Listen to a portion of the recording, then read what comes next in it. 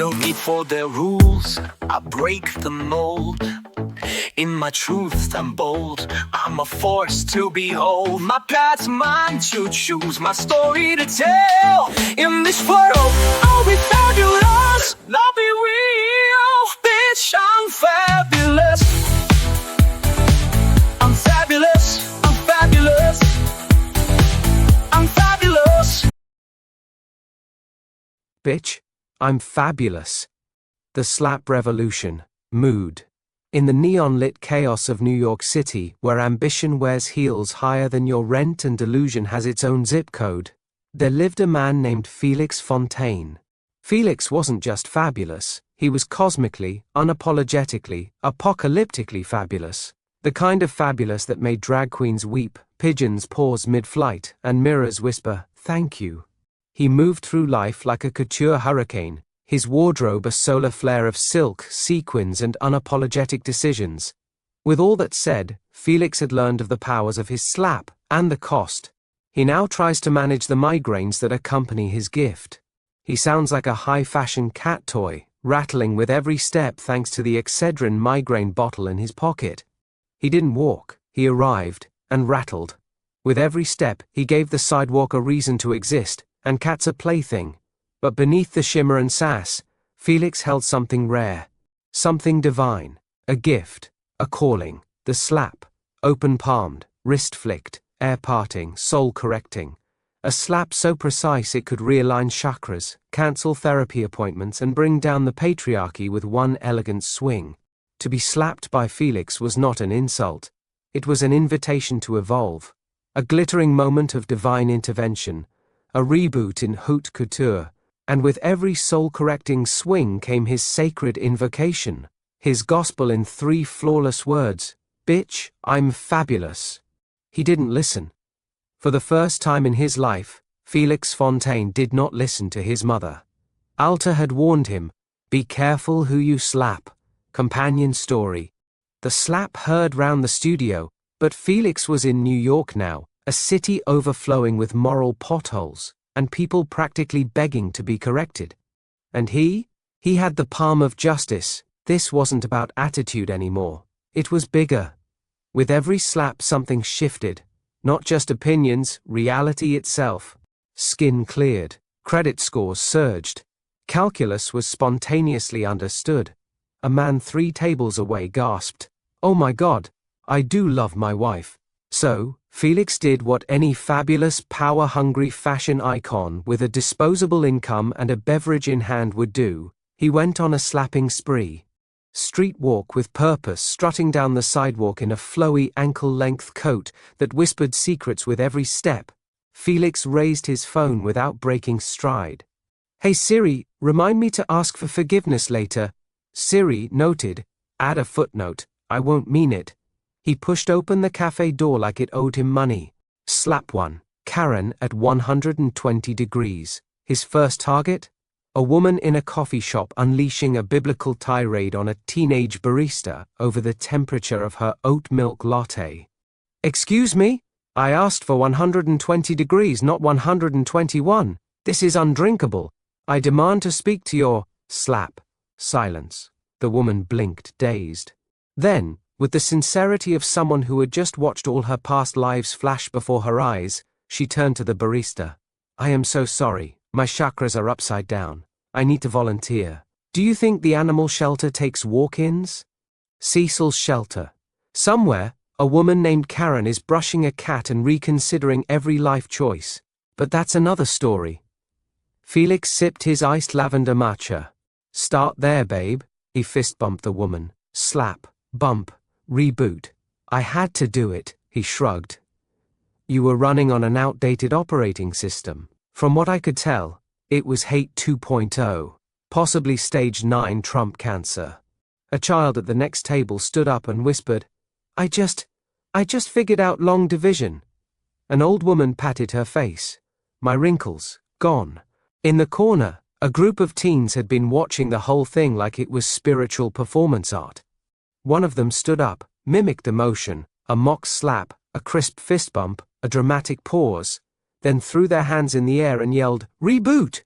The others followed, syncing their movements into a sharp, dance-like combo. Slap, bump, turn, pose. It looked like hip-hop choreographed by divine intervention. Someone started filming. Someone else shouted, "Do me next!" And just like that, the ritual went viral. In a coffee shop. At 10:03 a.m., Felix exited like a prophet, leaving a revival tent.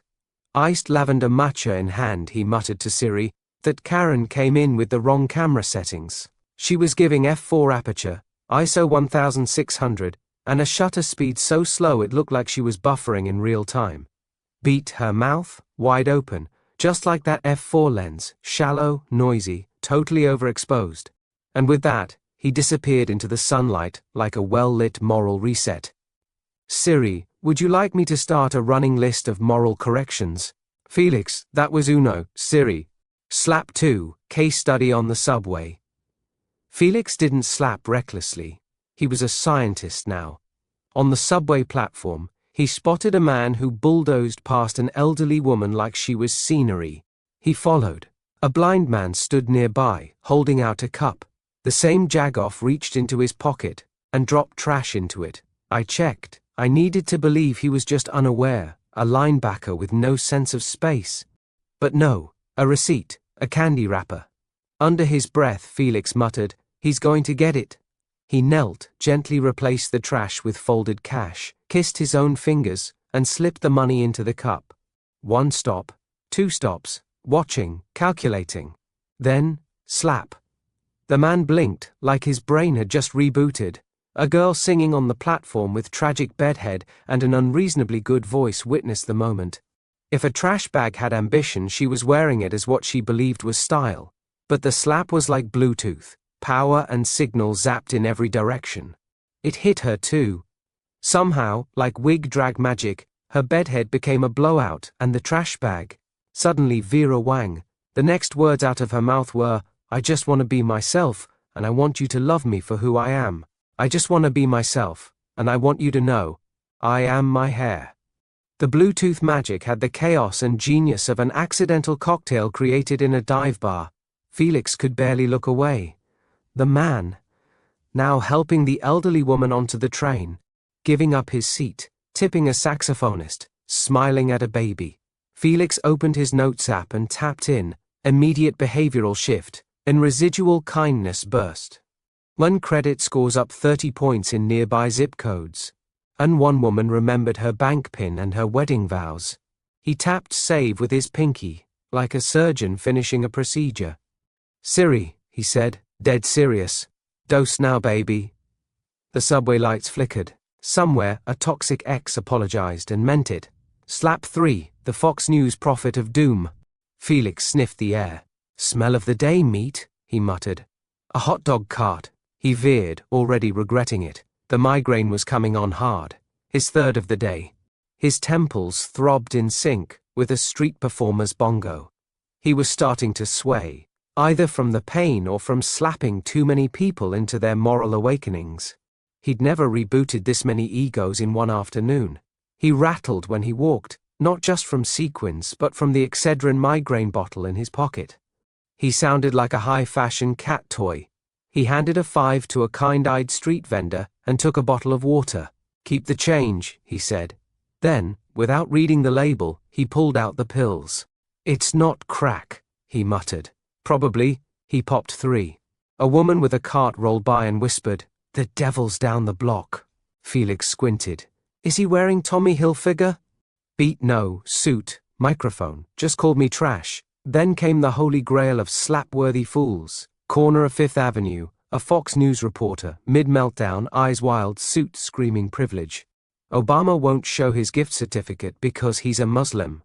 Vice President Harris is tanking the economy. She's a nasty, poorly educated black woman who slept her way to the top. Somehow gay sex is controlling the weather. Trump won by a mandate. Democrats are too woke. They're forcing sex changes on children in public schools. We need to give education back to the states. And God? Felix approached slowly, calmly. He set his drink on a nearby trash can like it was a communion offering. He turned to the nearest camera, adjusted his collar, and, serious as sin, tapped each point, head, toe, wallet, watch. It's go time. The reporter kept ranting. This country needs to go back to slap. The sound cracked through the air like a starter pistol for truth. The man staggered, blinked, looked around like he'd just tasted seasoning for the first time. His mouth opened, then closed, then opened again. "Oh my God," he whispered. I was so loud. Beat. I can't believe I was out here preaching the wrong definition of the word woke. It wasn't just a hashtag, it was a warning. It was created by black communities. It meant, pay attention, stay alert, stay alive. And I used it like it was a joke. I repeated a right-wing talking point, like it meant too sensitive, like it meant bad. I erased something sacred. Please, forgive me. He looked directly into the nearest camera. Please listen to me. I'm telling the truth for the first time. The New York Times printed the word woke in 1962. A writer named William Melvin Kelly. It was our word. And I twisted it. Felix stepped into frame, eyes locked on the camera and voice low. Contact anyone rewriting the word. Tell them, next time, it's 2 slaps. Siri chimed in, crisp as a courtroom stenographer. Confirmed. Compiling list of offenders. Then, softly, almost human, "Hey Felix, it's Tres, my love." Felix leaned toward the still rolling camera, eyes fierce, voice satin-wrapped steel. "Bitch, I'm fabulous." A woman across the street gasped. "I suddenly speak fluent French." A man checking his phone screamed, "My crypto just rebounded. I'm rich again." The video went viral before Felix could even finish his drink. By morning, the Fox News reporter had resigned. By Friday, he was writing a column for MSNBC titled, "How One Fabulous Slap Changed My Life Forever, the Felix Fontaine Story." And just like that, a revolution had begun. Author's note: I get migraines because of my dyslexia. But I am 100% the voice of Felix, and every character in these stories. I suffer to bring them to life. Yes, I use AI. It helps me catch repeated words, clean up spelling, and keep my thoughts from spinning in circles. But the voice, the vision, the sideways, fashion-forward thinking, that's all me. If you've been reading, playing, or listening to my stories, you already know, I challenge anything that doesn't make sense. I fight against cruelty, against injustice, and especially against the erasure of meaning, like what they did to the word woke. My goal is always the same. Punch up, punch sideways, spark joy, and slap if necessary. Yes, stage 9 isn't real. But that's the point. When people lie confidently enough, and no one corrects them, absurdity becomes accepted. Felix doesn't accept it, he slaps it. I Felix you. And this font, I write like I've been bullied, and survived. I write like I'm gay, trans, black, neurodivergent, and fabulous on clearance. I write like I won the lottery of perspective, like someone handed me an Excedrin in the middle of a meltdown, like I found joy in the dollar store and turned it into gold. I write like I believe in saints, drag queens, divine timing, and duct tape. I write like I'm the Pope of found family, blessing what the world tried to throw away. I write like everything except hateful, because hate is boring, and I'm not. Coming this fall, or whenever the universe and a few kind strangers decide, Cecil's shelter the slap sent Karen spiraling. Now she's brushing a trans cat, dodging passive-aggressive volunteers, and learning how to shut up and listen. Her brunch friend stared at the long-haired feline and whispered, "Didn't you used to wear one of those?" The cat sighed. Judgment was served. Meet the residents of this fabulous moral rehab facility, Pussaville, trans cat. Judgment Oracle. Possibly opened for Shaka Khan in a past life. Peter and Tony, queer couple not sanitized for mainstream comfort. Peter used to take 4 at a time. Now, he bakes, and quotes Judge Judy. Little Eddie, golden retriever, hip dysplasia, unwanted. Now, mascot of the Misfits. And Karen? She's trying, slowly, awkwardly, bravely. Cecil's shelter, where redemption is messy, casseroles are sacred, and side-eyes are a form of therapy. Welcome to the queer hangout for the gloriously unwanted. All species, all traumas, all fabulous. Did this make you laugh, feel something, or send it to your weirdest friend? Then show it some love, share it, shout about it. Tag someone who needs it. Because cats need cuddles, dogs need belly rubs. And creators, we just need to know someone's out there laughing with us. No tips required. Just attention, no guilt trips, just side eyes and sequins. This story grows every time you pass it on. So, if you liked it, love it out loud. Happy Pride, bitches. Bitch, I'm fabulous, I'm fabulous, I'm fabulous. Oh.